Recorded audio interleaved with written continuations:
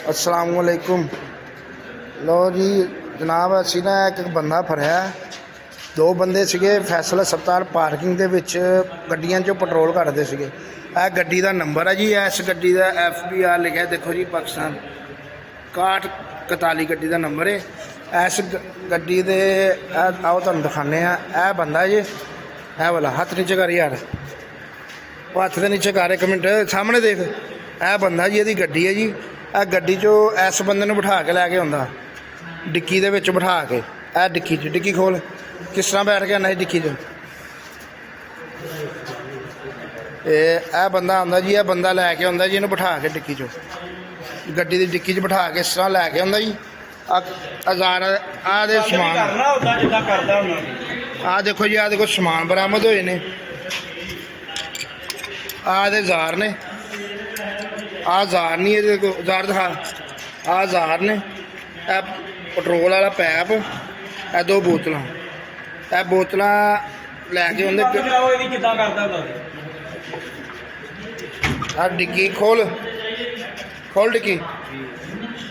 यह देखो, यह डिक्की चो आउंदा सी बाहर, पेट्रोल कढ़दा जी फैसल हस्पताल गड्डियां दे विचों। रात नूं आ के बंदा लैके भी आउंदा सी, छड्ड के भी आउंदा। इधर में कर, लैके भी आउंदा, इहनूं छड्ड के भी आउंदा इस बंदे नूं।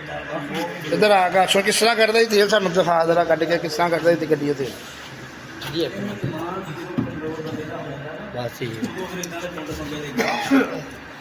आ जी गड्डियां खड़ियां जी मंथली, मंथली गड्डियां जिन्हें कपड़ा पिया, गड्डियां खलोंदियां मंथली। यह देखो, रात को आ गया बंदा, देखो जी पेट्रोल कढ़दा सी गड्डियां च।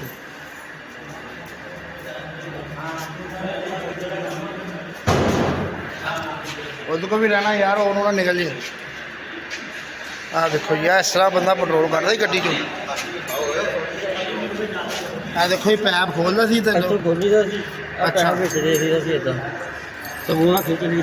अच्छा, ऐदा करके बिच पैप आ के बोतल च पैप ला देना।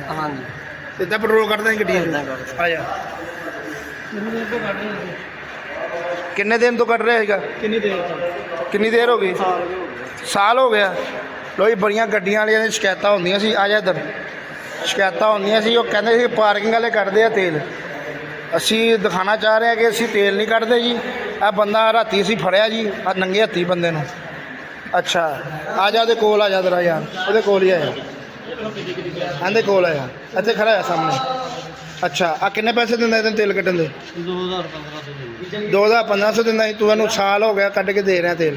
बोल के दस, बोल के दस यार, 6 महीने गड्डी इत्थे आंदी। एक मिनट यार, तू चुप कर, तू चुप कर। सही ਇਹਨੂੰ ਹੱਕ ਦੀ ਕਰਨ ਦਿਓ ਯਾਰ। ਉਹ ਯਾਰ ਅਸੀਂ ਆਪੇ ਹੀ ਦੱਸ ਰਹੇ, ਅਸੀਂ ਇਹਨੂੰ ਕਹਿ ਰਹੇ, ਤੂੰ ਕਿੱਦਾਂ ਕਹਿਣਾ ਹੁਣ ਆਪਣੀ ਮਦਦ। ਲੱਗਦੀ ਬਿੱਲ ਕੱਢਦਾ ਰਿਹਾ 6 ਮਹੀਨੇ ਨਹੀਂ ਲੱਗੀ, ਲੱਗੀ ਜਾਏ ਤੇ ਫੇਰ ਕੱਢਿਆ। ਫੇਰ ਕੱਢਿਆ, ਯਾਨੀ ਕਿ ਸਾਲ ਹੋ ਗਿਆ ਤੈਨੂੰ ਕੱਢ ਕੇ ਦਿੰਦੇ ਨੂੰ ਤੇਲ।